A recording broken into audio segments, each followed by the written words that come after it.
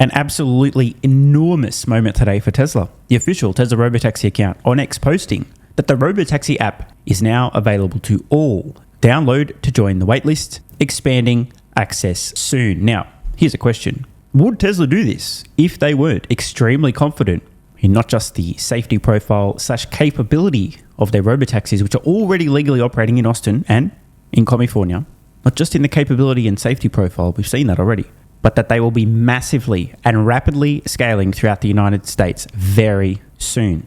Of course, the haters will no doubt contort themselves into a pretzel to try to explain why this isn't a big deal, it doesn't matter, and obviously this is just Tesla trying to pump the stock. But if you have a brain and you use it and you think about it, this is a massive moment. Early access was always the first step. A limited release, always the first step. A small fleet, always the first step. But from here, with Tesla's general solution to autonomy and massive scale, only a matter of time until Tesla Robotaxis are ubiquitous. Everyone on the iPhone in the United States today can download the Tesla Robotaxi app and join the waitlist. Here's the accompanying image. You will note the map location here in California. Palo Alto Healthcare System, pickup, and destination Tesla HQ, Palo Alto, California. A follow-up post from the Tesla Robotaxi account included a direct link to the Apple App Store and a bunch of screenshots. The first we've already looked at. The second, a very smart and simple arrow that points to your vehicle as it's arriving, easy to find.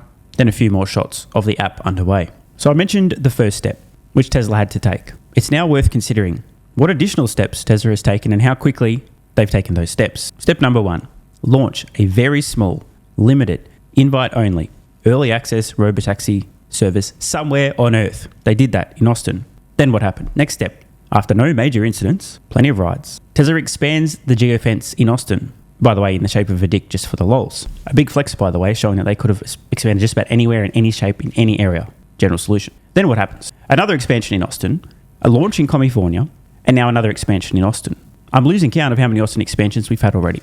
And in isolation, we may not really be able to garner a whole lot from number of steps Tesla's taken and how quickly they seem to be taking them. But we do actually have a company called Waymo that we can reference. When did they first start operating? Early access, invite only. When did they go public? When was their first expansion? And Tesla's doing, in days, weeks, and at most months, what Waymo did over years. A few years from now, Waymo's going to be so far behind that they will need a telescope to see Tesla. And if there's any Android users wondering, as always, Android coming in the future. What a very important moment in Tesla's history. Those who aren't trying to cope with their own self-hatred by hating on Tesla, are trying to find an excuse or a reason why this doesn't count, it doesn't matter, whatever. Those are actually paying attention and not overwhelmed by their own emotion and their mental health issues that they can't see clearly. Now have so many data points. Launch, multiple expansions, another state, another expansion. Now this, they got to have rocks in your head not to see that Tesla is scaling rapidly. They will be successful. And a few years from now, they're going to have absolutely enormous scale with Robotaxis, with a massive cost advantage. Never mind the scale. And it's G fucking G for Waymo, Uber, taxis, and so on. If Tesla had launched in Austin and there'd been 0 expansions, no California launch, and now this, if this hadn't happened either, if we'd only seen the first step, it'd be really hard to gauge other than the fact that there'd been no safety critical incidents, right? But there's so much data now. Proof points. How can you possibly doubt what Tesla's doing? Let me be succinct. It's happening, motherfuckers. Not it will happen, but it's happening. We're outside the realm of speculation now. We're simply observing what's going on. Don't say I didn't warn you. Speaking of FSD, Tesla really did a great job with the Australian media, including mainstream propaganda outlets, national news, like literally, as well as a bunch of car industry related publications and also independent content creators. Car Sales, a fairly well-known website for Australians who also watch the propaganda media. They do a lot of advertising. Funnily enough, they do also what they say. Has a lot of automotive related content.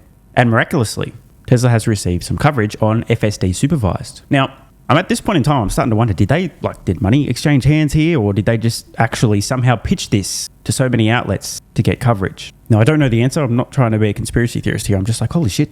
Media coverage everywhere in Australia for FSD Supervised, launching soon.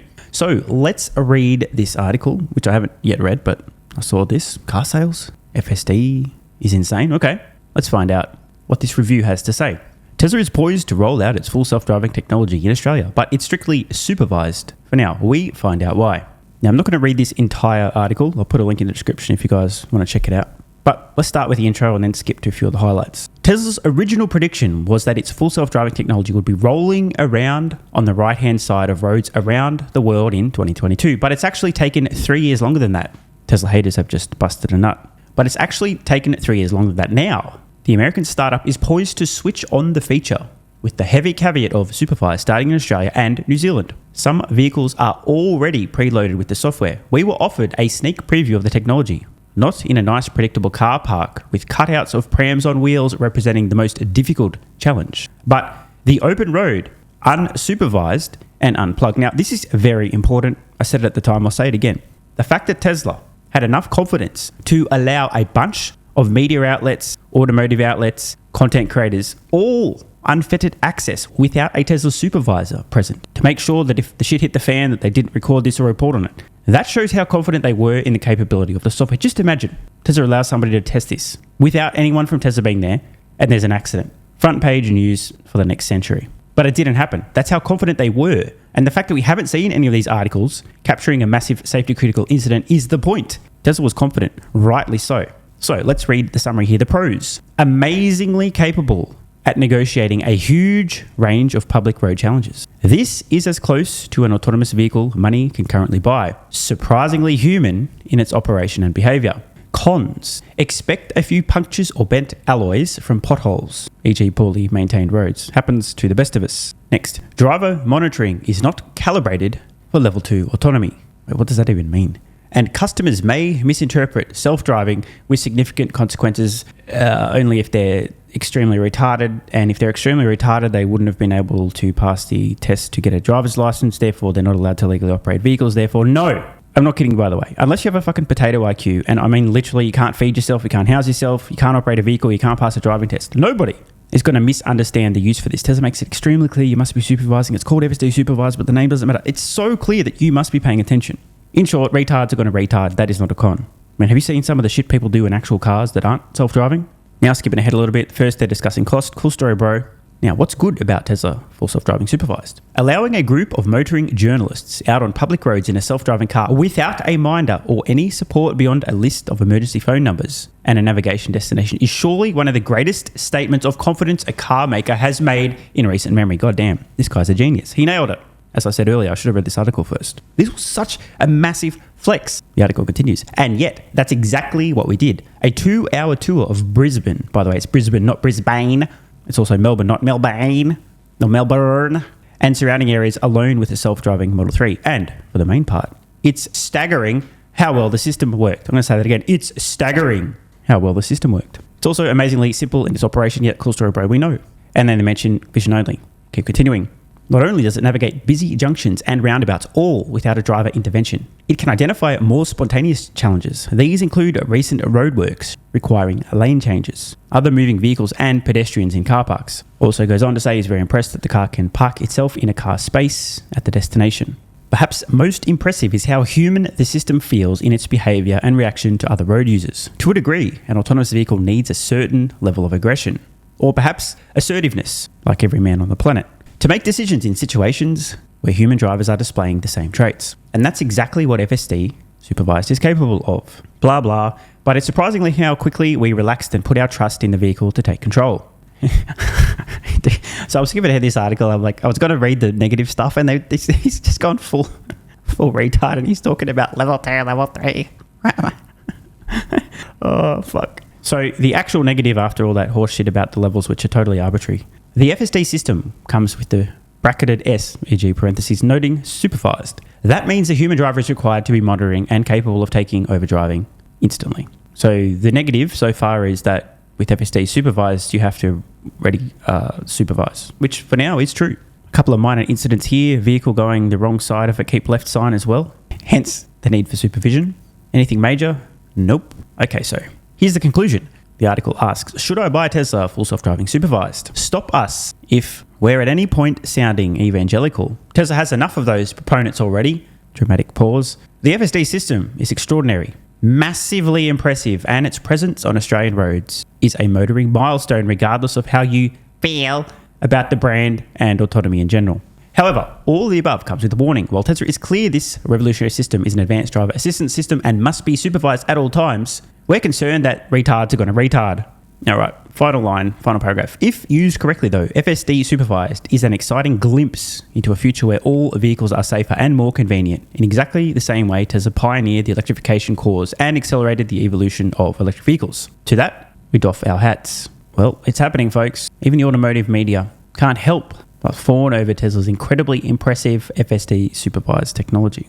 Again, extraordinary, massively impressive. And as the author of this article pointed out, allowing a bunch of people, news media, automotive journalists, content creators, to have unmonitored access, as in no one from Tesla watching them, for a couple of hours in major cities in Australia is a massive, big swinging dick moment from Tesla. So confident were they in the system, and by the way, that confidence was justified. Bringing things full circle, so confident are Tesla in their Robotaxis that the Robotaxi app on the iTunes store now available for everyone in the United States. I hope you are paying attention. Want more content? Early access? Bunch of perks? Click the links in the pinned comment. AG1 is awesome. I've been taking it daily now for more than 3 years. It's a great way to fill in nutritional gaps. It's packed full of vitamins, minerals, and whole food source nutrients, plus has prebiotics, probiotics, and adaptogens to improve gut health, regularity, and help your body handle stress. I'm always looking for an edge to help me feel and perform my best, which is why I haven't missed a day of AG1 for more than 3 years. Just try it and see how you feel. Click the link in the pinned comment or head to drinkag1.com/SMR and get yourself a free 1-year supply of vitamin D3 plus K2 and 5 travel packs.